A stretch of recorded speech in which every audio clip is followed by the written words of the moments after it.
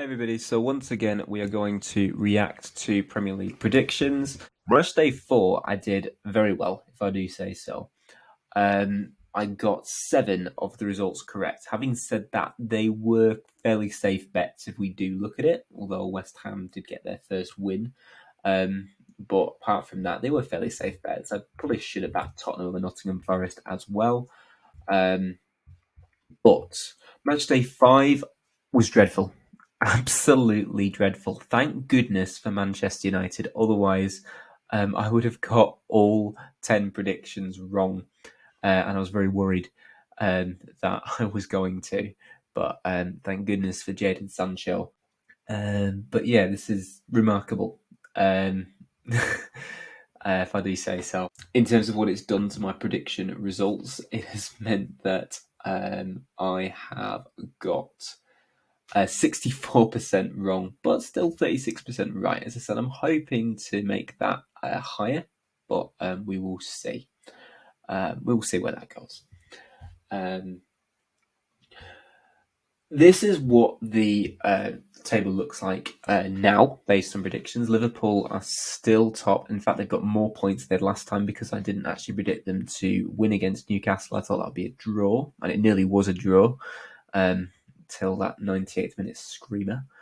It was only 5 minutes added time, and then even anyway. Man City have gone up to the top 4, and Everton somehow in the top 10. I don't know how. And Wolves, Brentford, and Bournemouth still get relegated. Nottingham Forest and Fulham hovering above those relegation places. Fulham actually up to 16th now. A really good start to the season for Fulham, actually. And what I'm going to do is I'm going to compare where I thought teams would be at this stage to where they actually are. So as we can see, we've got the current table here. We've got what I thought the table would look like after 5 games here, and kind of the differences. So you can kind of see which teams I've underestimated and which teams I've overestimated. For instance, Aston Villa and West Ham are doing much worse than I thought they would be doing at this stage. I was predicting West Ham to be currently second at this stage, but they're actually 14th. And Aston Villa, I thought would be 5th, but actually they are 19th. Fulham, on the other hand, are exceeding expectations. They are 13 places higher than I thought they would be at this stage. I thought they would be in 20th with 1 point. They're actually 7th with 8 points. If we kind of look at the point disparity, you can kind of see it's fairly similar. Again, the 4 teams at the top are the same 4 teams. Leeds are the only team that I've got points exactly right. Now, the next thing is goal difference. And actually, we're not really going to focus on goal difference because I think what's more important to look at than goal difference is the actual goals scored. Because I can talk about the teams that I've underestimated the most with goal scoring. And as you can see right at the top there is Manchester City. I thought would have 7 goals at this stage, but actually have 19, almost 3 times as many goals as I thought they would have at this stage. And this is mainly down to one person. Erling Haaland has had an exceptional start to the season.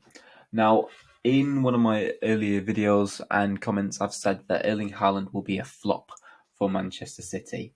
Now, one thing I will say is it's probably more hopeful thinking than kind of my expert's opinion.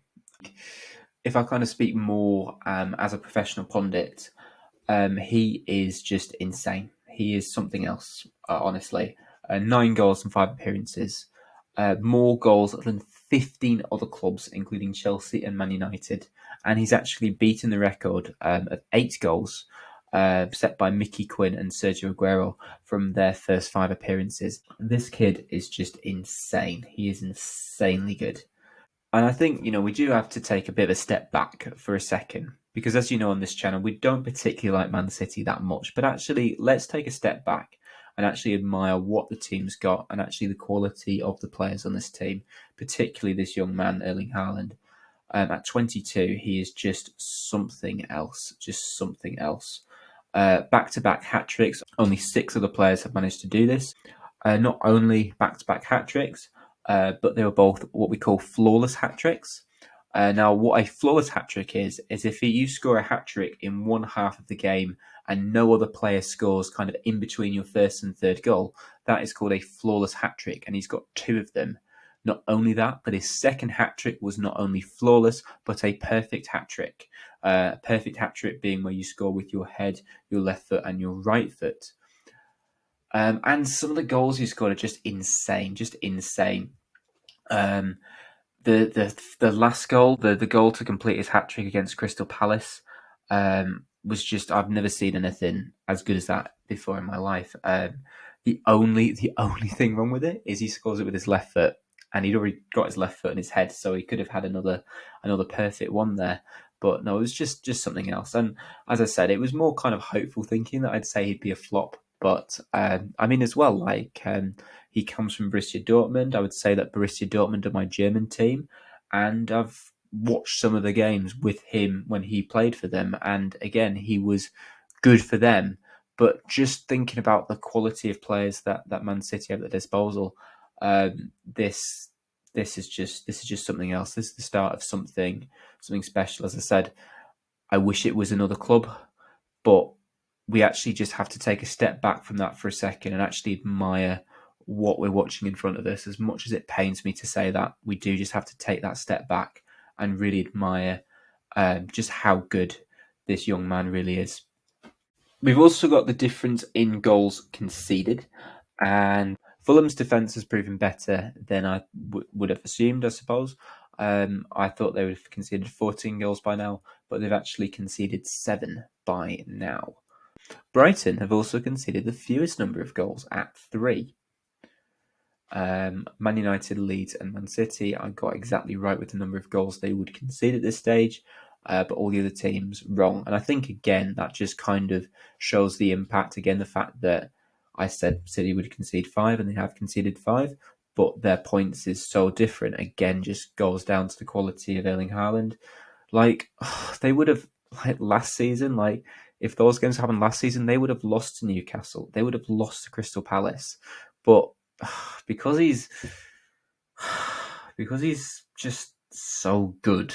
Well, I mean, they didn't win against Newcastle, but they still got a point. But I mean, the Crystal Palace, I was actually at the football, watching a different game when that happened, and remember hearing about it via the other people in the stands, and I heard Crystal Palace were 2-0 up, wahey, and then you say, no, it's 2-1, no, it's 2-2, or it's 3-2, it's 4-2, and then just the most horrible person in the world, the most southern person.